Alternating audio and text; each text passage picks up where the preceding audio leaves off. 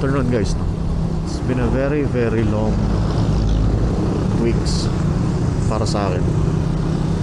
Parang sa taon na to napakarami kong realization. At saka basta ang dami kasi nangyari. Pero thankfully nabawi natin yung mga kailangan natin bawiin. Kung napansin nyo, hindi ako masyadong nakapag-recording nitong mga nakaraan sa Insta. Buwan din ang di ba? Ang ginahin. Dahil talagang binenta natin yung Insta 360 natin dati. Na para sa akin, parang ang hirap i-let go rin. Kasi financially nagkaroon tayo ng problema. Nawalan tayo ng work, dinisolve na naman yung department natin sa TOCP sa dati kong pinagtrabahuhan. And recently, ito na naman, nagkaroon na naman ako ng work.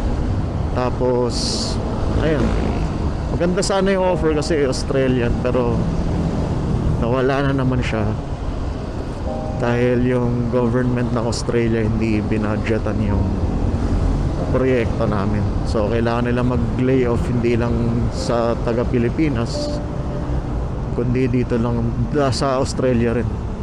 Kumbaga nawalan talaga lahat ng trabaho sa kampanya na yun. And hindi ko alam yung gagawin ko na. Kasi sunod-sunod yung problema eh.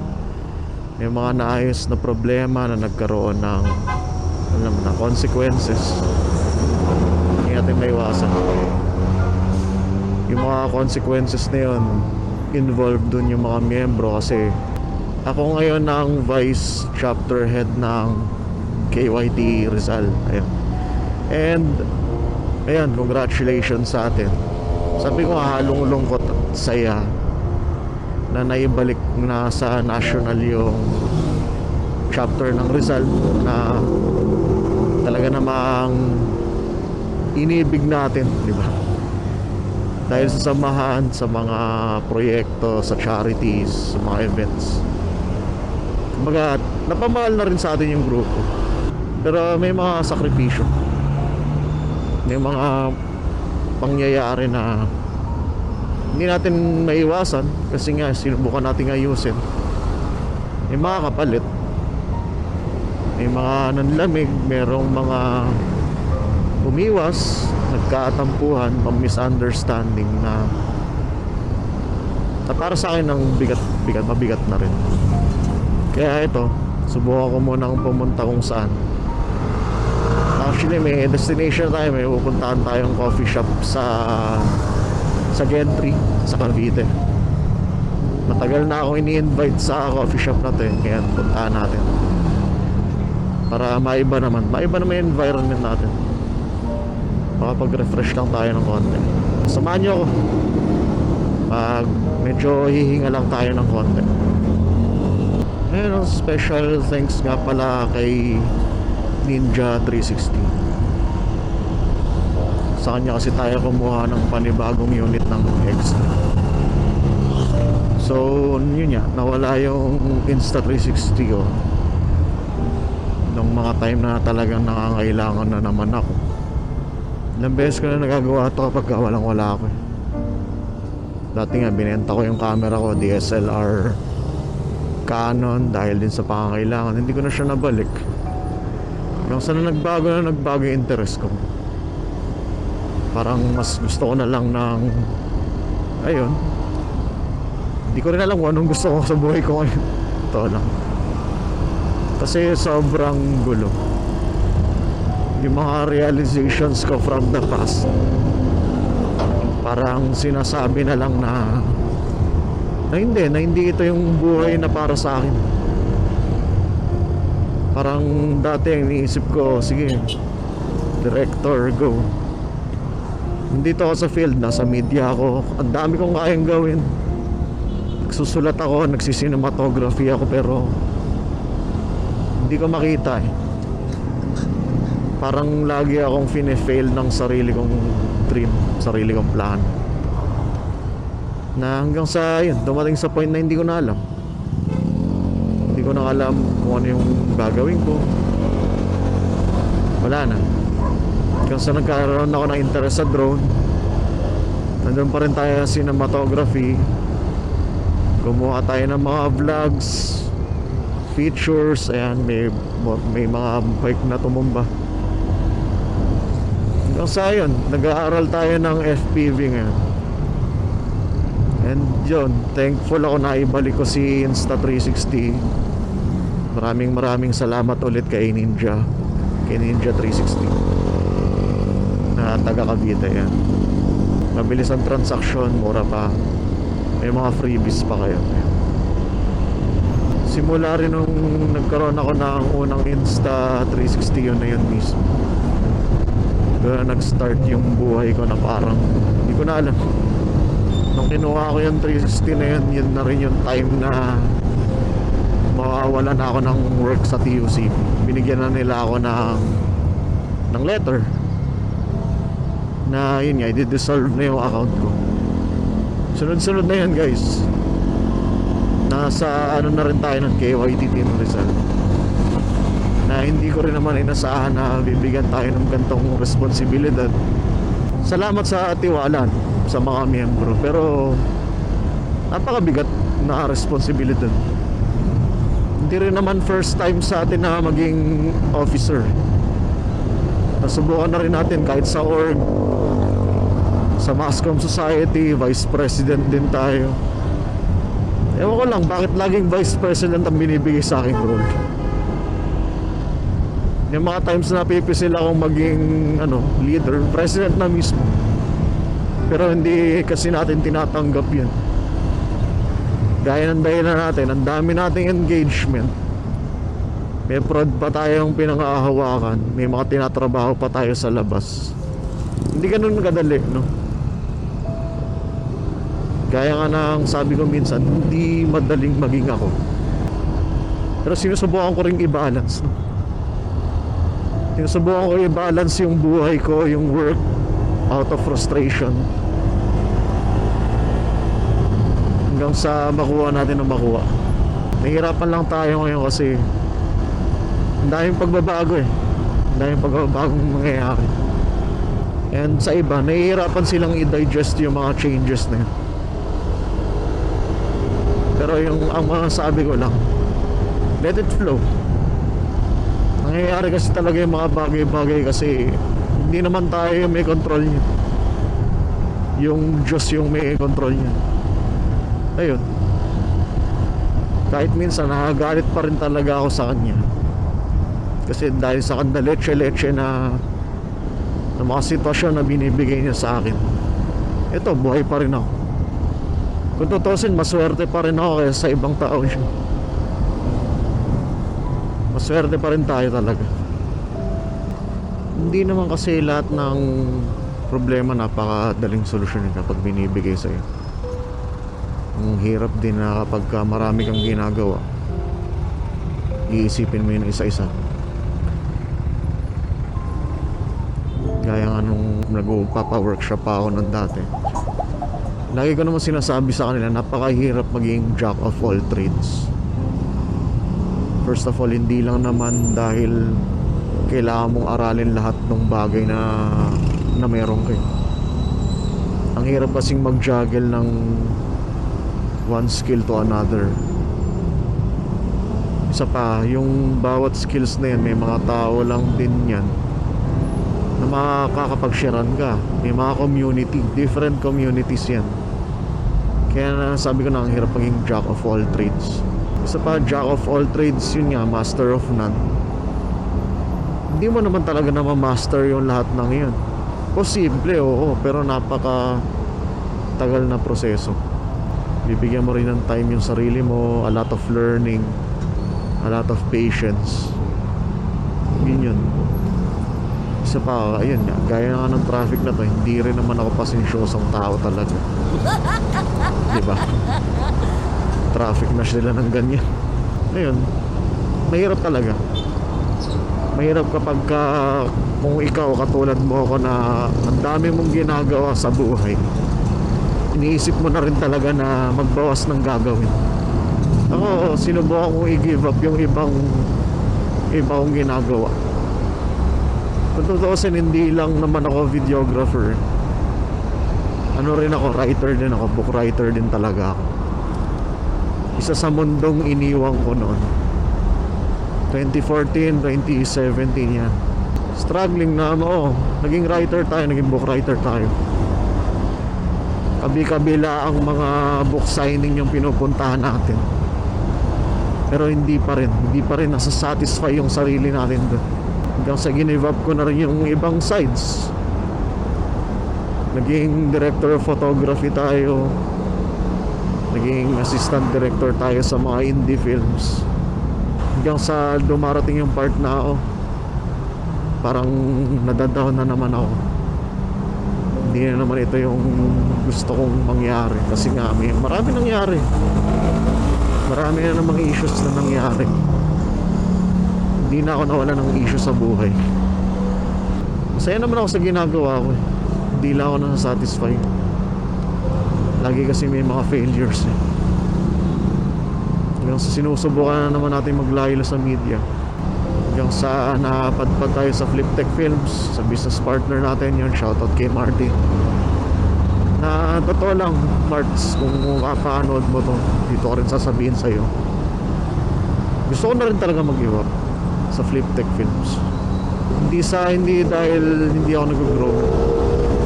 Hindi ko na kasi nakikita yung sarili ko dun sa sa mga ginagawa natin. It's not about me. It's you. Kumbaga para sa'yo yung Fliptech. At masasabi ko na proud ako, nag-grow ka. Na-impart ko yung knowledge sa'yo. Pero napansin ko, hindi na para sa akin to. Hindi na ako. Kasi Martin, yung Fliptech Films, yung production, sa'yo yan. Nandito pa rin naman ako. Pero yung credit na na para sa akin siguro, hindi ko na kasi siya nagigain. Sa'yo naman talaga yung Fliptech Films ever since. Patuloy pa rin naman ako naghahanap kung saan ako magiging kumbaga yung bahay ko. Kung saan ba ako magaling, saan ba ako okay. Hinahanap pa rin natin yung sarili natin. At dumating nga rin kasi talaga yung time na realizations na baka nga hindi para sa akin to, diba? Pero proud ako sa mga na-achieve natin. Wish ko lang sana magtuloy-tuloy pa to. Pero mukhang hindi ko na kasi nakikita yung sarili ko dun. And syempre salamat. Maraming salamat sa iyo, Tin. Sa Fliptech Film, sa family na nabuo natin. Diba? Hindi lang pagkakaibigan. Talaga naging pamilya tayo dun sa loob ng production. Dito pa rin naman ako. Pero ako na kasi mismo yung nahihiya na simula nung nagkaroon ako ng work, wala akong choice din. Kailangan ko kasing mabuhay. Yung bills, hindi lang yun yung dahilan. Marami pang bagay na tipong hindi na ako nakakabili ng camera. Ayoko nang bumili ng DSLR, totoo lang. Parang nadadown na ako tuwing maghahawa ako ng camera, totoo lang.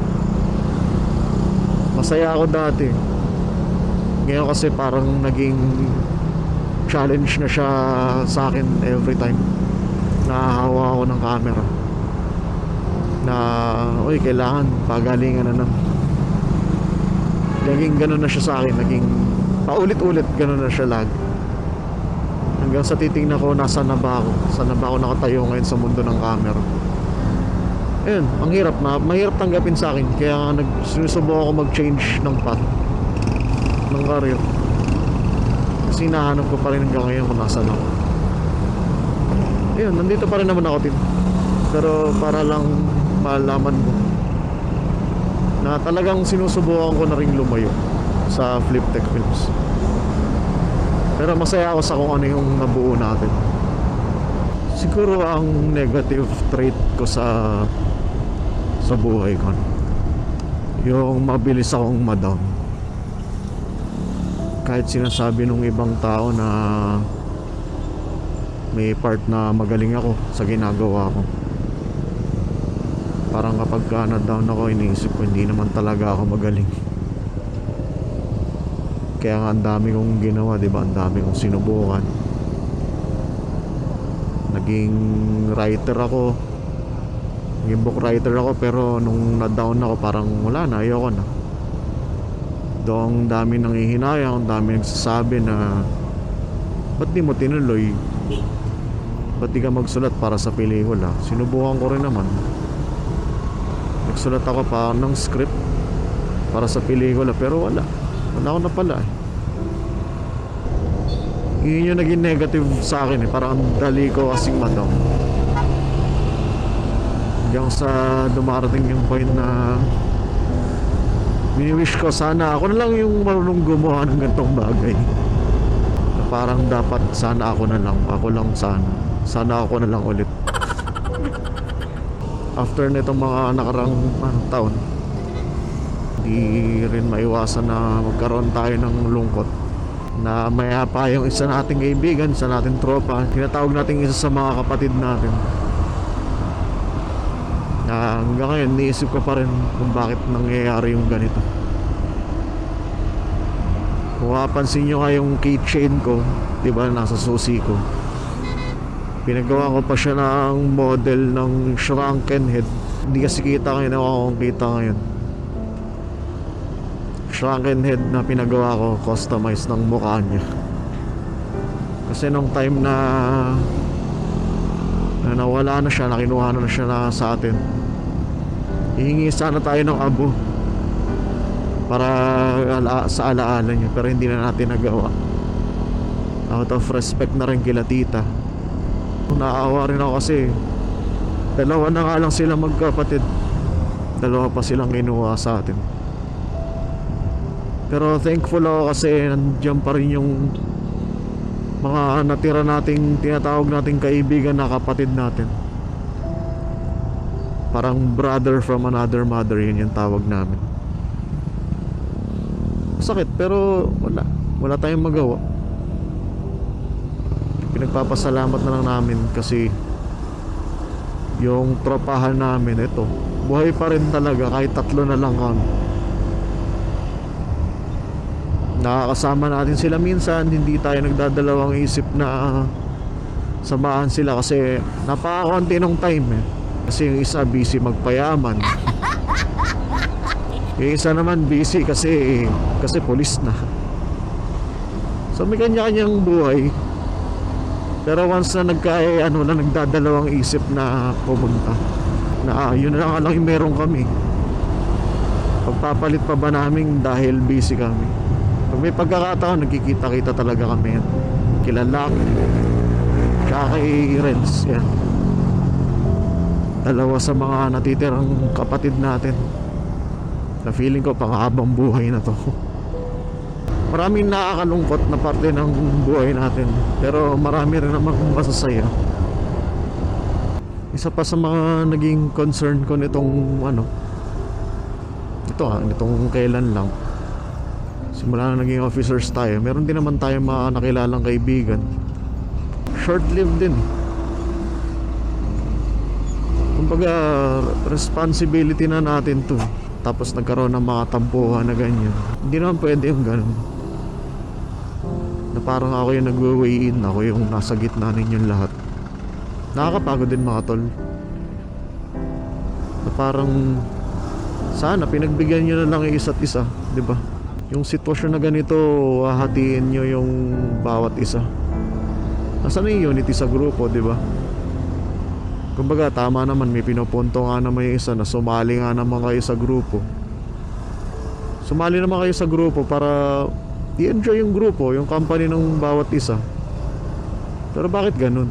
Ba't kinailangan yung isakripisyo yung pagkakaibigan dahil sa mga pride, di ba? This goes out to you, Edmar tsaka JJ. Wala naman kasing wala naman kasing issue talaga eh. Masyado na lang nating pinapalaki yung mga pride natin, yung mga issue na ganyan. Hindi ko kayo kinakampihan dun, pero tropa ko kayo.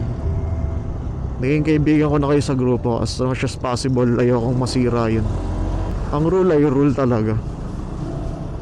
Kaya pasensya kung may matanggal, hindi ko yon kagustuhan. Pero kayo na rin naman kasi mismo yung lumalayo. Kumbaga hindi nyo naman ako binigyan ng choice. Sinabihan ko naman kayo na pumunta sa mga EB, diba? Ginawa naman natin yung part natin.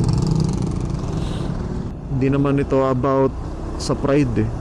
Sumama kayo sa grupo ko kasi andun kayo, gusto nyo yung kultura. Pero kung hindi na kayo nagiging active, wala na akong magagawa dun. So yun sa dahilan kung bakit ngayon yun, nagkakaproblema ako, nai-stress ako. Kaya ginagawa ko to, kaya umalis ako.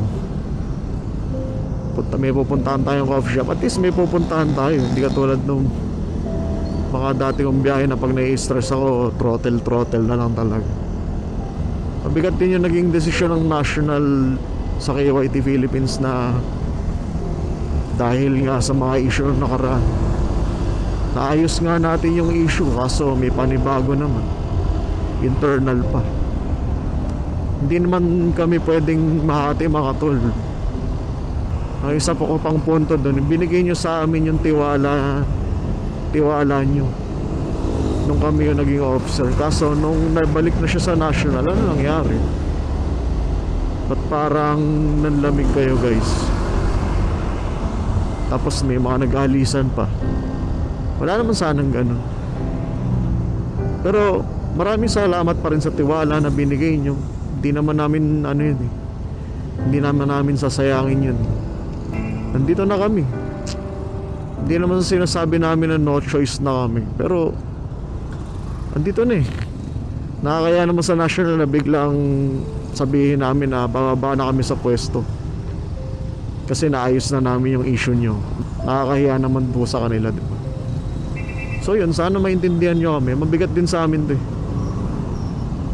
Sana maibalik pa rin yung dati, no? Kasi kaya nga namin binuo ulit tong grupo para sa inyo rin.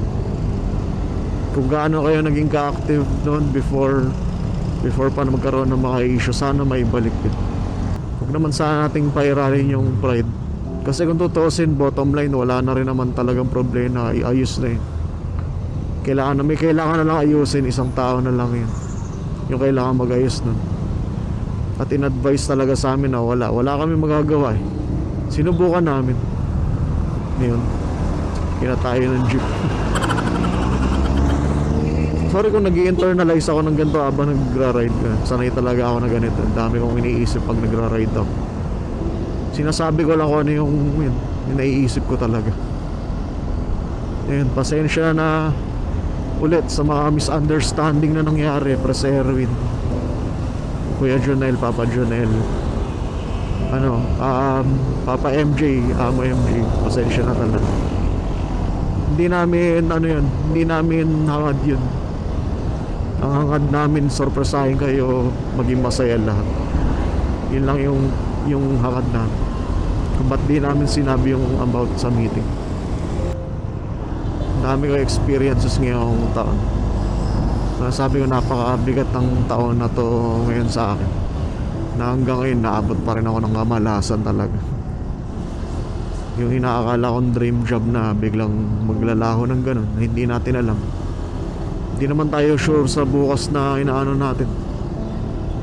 Kasi ako, aminin ko sa inyo, meron na akong baby, may partner na ako. Hindi rin kasi ako sanay na ino-open yung personal na buhay ko eh, sa lahat ng tao.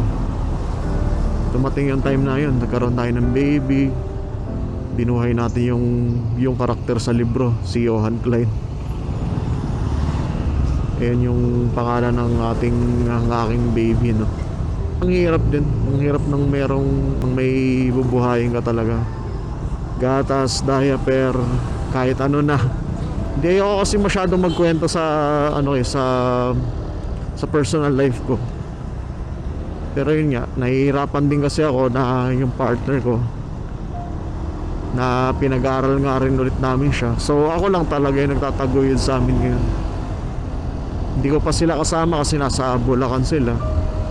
Ako lang nasa apartment ako. Doon nakwento ko naman sa mga last vlog ko na nagre-review ako ng Insta360 na yun nga, napalayas din tayo sa bahay na. Pero naisip ko kasi ang laki ko eh. Malaki na nga naman ako. Anong petsa na. Hindi ko naman na kailangan magstay sa bahay talaga. At magkainitan lang kami ng ulo ni Papa. Totoo lang. Madalas na nangyayari yun.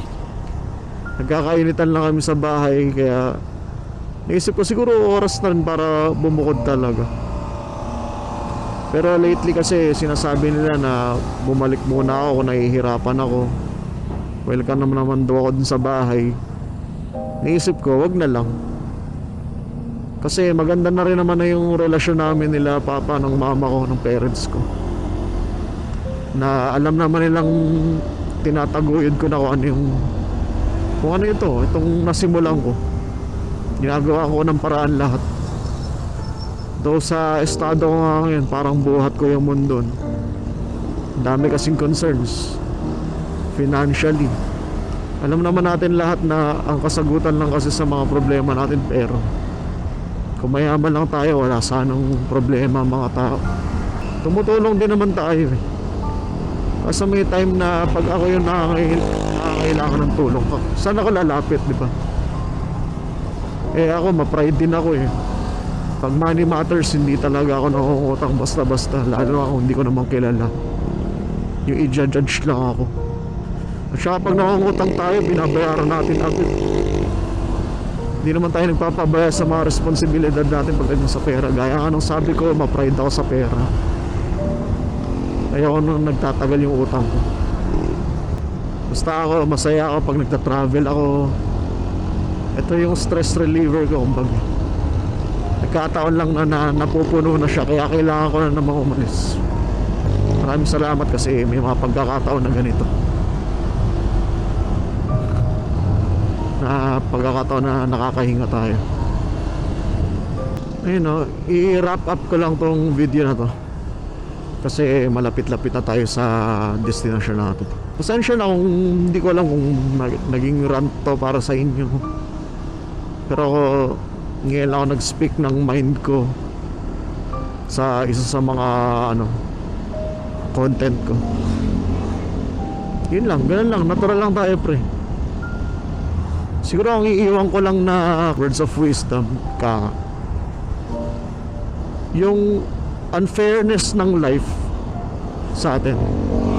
That's what makes us fair. Kumbaga kung ano yung mga challenges mo sa buhay, hindi lang naman ikaw yung nakakaranas niya. Lahat tayo may kanya-kanyang problema. Kung iniisip mo na unfair na yung buhay para sa'yo, pag mo isipin na ganun, fair yan para sa atin. Alam mo bakit naging fair yun? Kasi yung buhay mismo napaka-unfair para sa ating lahat. Kahit naman na mamayaman nagkakaroon ng problema. Less nga lang yung problema nila kasi mayaman sila eh. Nasosolusyonan nila yung problema nila ng ganong kabilis. Pero tandaan nyo, yung mga mayayaman na yan, nagkakaroon din yan ng sandamakmak na problema. Kung gaano karami yung pera nila, ganon din karami yung problema nila na napagdadaanan nila. So ayan guys, have a good night. Thank you. Maraming salamat sa panonood kung nakaabot ka dito sa part na to. That's my realization for this year. Na yun nga, wish ko pa rin na sana swertehin pa rin tayo sa buhay. Ayun, ang may impart ko lang sa iyo is huwag kang susuko. Kailangan mo kayanin kasi umihinga ka pa eh. Ayun, good night guys. Maraming salamat. This is the Lone Rider Tours signing off.